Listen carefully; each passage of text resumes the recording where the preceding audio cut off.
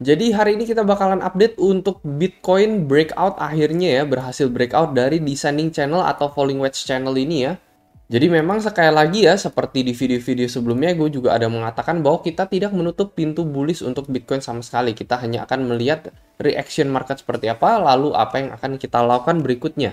Jadi sesuai dari prediksi di beberapa video sebelumnya juga ya, bahwa kemarin gue memang sempat pasang signal short di sini ya, dengan SL di sekitaran 27.500 ya, karena ini emang the biggest supply area untuk Bitcoin nih, kalian perhatikan ya. Once kalau misalkan ini break gitu ya, maka short akan terinvalidasi dan Bitcoin akan menuju kemana? Ke kotak merah yang kedua ini. Kotak merah yang kedua ini ada di daerah di tanggal 26 April dan 6 Mei ya. Ini adalah biggest next supply area untuk Bitcoin. Itu sebabnya kenapa momen dimana kita break dari area supply 27.500 ya untuk Bitcoin ya, yang dimana ini adalah titik 5 kali resist ya. Jadi 5 kali resist dari tanggal 16 Mei sampai di tanggal 6 Juni. Momen dimana kita break ya udah nggak ada halangan sama sekali sampai ke level 30.000. Itu gue juga ada katakan di video-video yang lalu gitu. Jadi memang kemarin gue bilang gitu ya, kalau misalnya kalian pengen nunggu konfirmasi, ya tunggulah teman-teman. Yang pertama, Bitcoin harus break dari area supply ini 27.500. Kalau misalkan ini udah successfully break teman-teman, maka sesuai dari pattern ini juga ya, pattern dari descending channel ini atau falling channel ini, kita lihat targetnya. Nah, saat ini kurang lebih kita udah melakukan pelunasan nih dari target descending channel ini ada di level 30.200 untuk Bitcoin. Gue ada update jangka pendeknya ya, kira-kira prediksi gue untuk Bitcoin seperti apa nih. Kalian bisa lihat sendiri ya, ini gue ada bahas ya melalui VIP group. Dan kalian bisa join ini gratis ya, tiap hari gue bakalan kasih outlook, entah untuk Bitcoin, entah untuk altcoin, setiap harinya melalui grup ini secara real time. Syaratnya gampang banget, kalian tinggal daftar BingX saja, kalian bisa klaim bonus hingga 5.000 USDT di sini ya. Kenapa gue bisa saranin BingX dibandingkan exchange lain? Tentunya salah satunya adalah keunggulan dari fitur copy trading dia. Kalian bisa lihat di sini ada di bagian conservative trader ya, di market-market lain tuh nggak ada, di mana kalian bisa nge-trace sampai 6 bulan belakangan copy trader. Apakah copy trader tersebut konsisten profit selama 6 bulan belakangan atau tidak? Kalau market lain kalian bisa cek sendiri lah, paling cuma sebulan terakhir. Dan di sini kita bisa follow trader-trader elite yang memberikan kita keuntungan secara jangka panjang. Dan kalian cuma bisa copy trade ini melalui aplikasi BingX. Jadi bagi yang sibuk kerja atau nggak sempat trading tiap hari ya, kalian bisa menggunakan fitur copy trade dari BingX ini. Selain itu ya otomatis kalau misalnya kalian udah daftar BingX, kalian juga masuk ke persyaratan untuk masuk ke dalam grup VIP ini. Dan kalian bisa tinggal DM admin melalui link di deskripsi untuk dimasukkan ke dalam grup ini. Jadi seperti yang kalian lihat ya, bahwa gue ada memprediksi untuk koreksi terjadi terlebih dahulu untuk Bitcoin ya. Sama seperti di grup nih, kalian bisa lihat ya. Ini momen ketika Bitcoin pump besar-besaran ya, lalu gue ada memprediksi koreksi. Dan saat ini udah mulai nih gitu ya. Per malam ini udah mulai kelihatan koreksi gitu ya. Memang udah berjalan sesuai dengan prediksi kita. Jadi di time frame 4 jam sendiri, kalian bisa lihat ya, ini kita di pump ya. Kita di pump melewati area supply dari tanggal 27 April sampai 5 Mei gitu ya. Kita breakout, kita di pump, and then saat ini ya, persis koreksi yang terjadi saat ini kita kembali retest area supply tersebut menjadi area support teman. Jadi untuk jangka pendek ya ini bisa dibilang sekedar breakout and then kita melakukan retest nih di area level 29.600. Sebenarnya ini target gue sih all the way ke level 28.000 ya. Kalian bisa lihat ya TP-nya di sekitaran 28.000. Jadi risk reward-nya masih 2 kali ya. Kenapa bisa ke 28? Kenapa nggak di area supply yang ada di sekitaran tanggal 27 sampai 6 Mei? Ya clearly kalian bisa lihat gitu ya. Koreksi Bitcoin biasanya itu nggak setipis ini teman-teman, nggak cuman sekedar oke, time frame 4 jam kita koreksi cuman sekitar 12 jam and then kita bakalan langsung naik, enggak teman.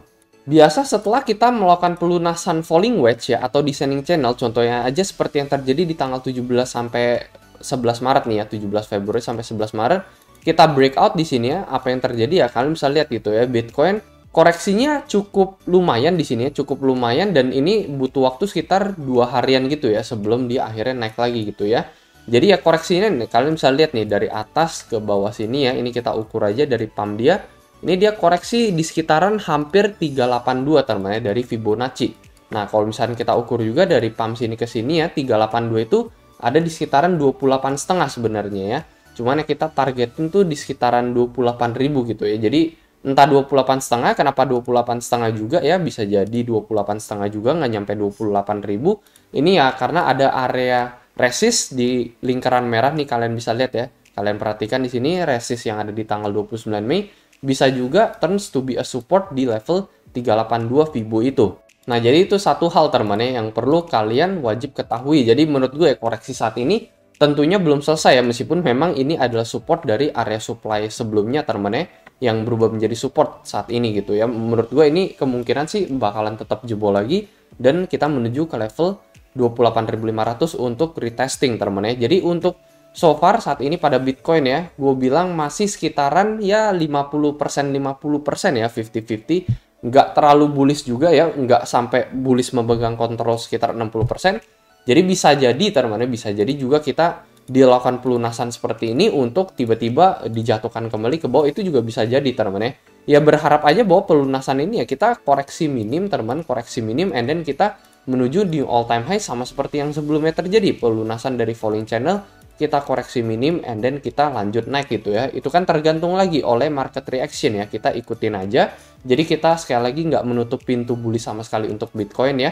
Cuman kalau misalkan ingin mendapati konfirmasi lebih lagi teman ya, jadi kalian pengen lebih yakin gitu ya kalau misalkan Bitcoin at least bisa menembus ke level 35 sampai 40 ribu.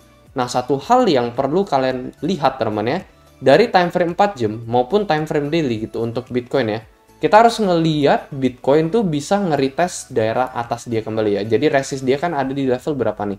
30.700 teman-teman untuk Bitcoin ya. At least setelah koreksi ini, kita pengen lihat nih Bitcoin tuh bisa ke level ya at least 30.700 atau 30.800 gitu ya untuk Bitcoin ya. Jadi at least dia bisa rebound balik lagi, membentuk semacam double top ya, bukan double top juga ya, melakukan rebound and yang menuju new highs teman-teman ya. Jadi selama sebelum itu terjadi ya, which is sampai saat ini kan itu belum terjadi gitu. Saat ini kita malah ngelihat adanya koreksi kecil pada Bitcoin. Jadi selama itu belum terjadi, ya jangan terlalu berharap untuk long juga teman-teman ya pada Bitcoin gitu. Karena ya bisa jadi ini hati-hati juga ya, bisa jadi jebakan juga ya, worst case scenario ya bisa terjadi jebakan gitu. Bisa terjadi bull trap.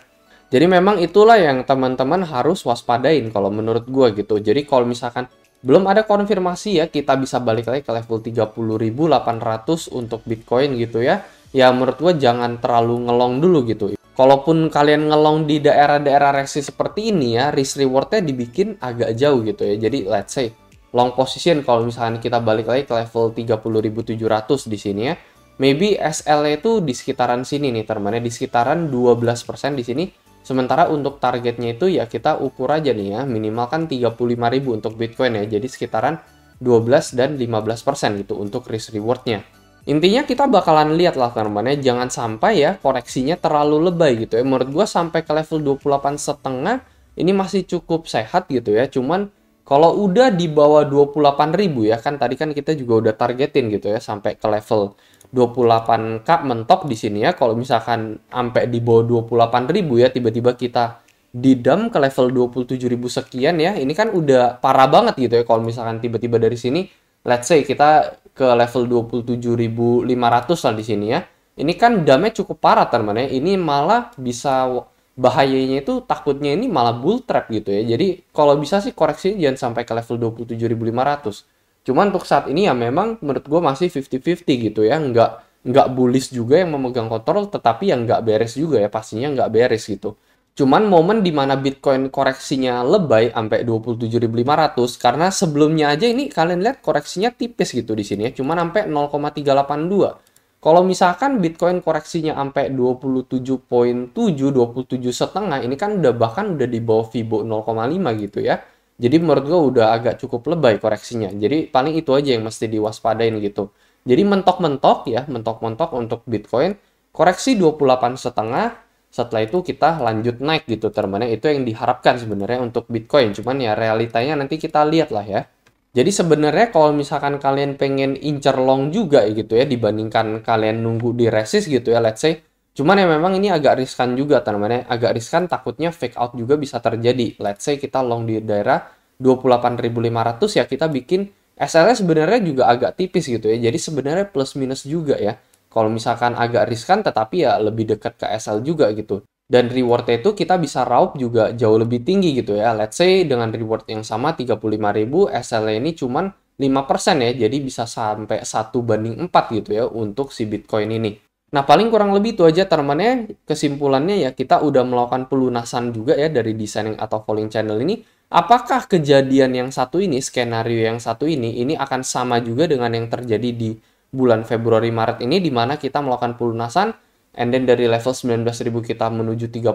Kalau yang ini dari level 25 tiba-tiba kita menuju ke level 35.000 ya, apakah itu akan terjadi atau tidak? Ya kita bakalan lihat teman-teman, let time will tell.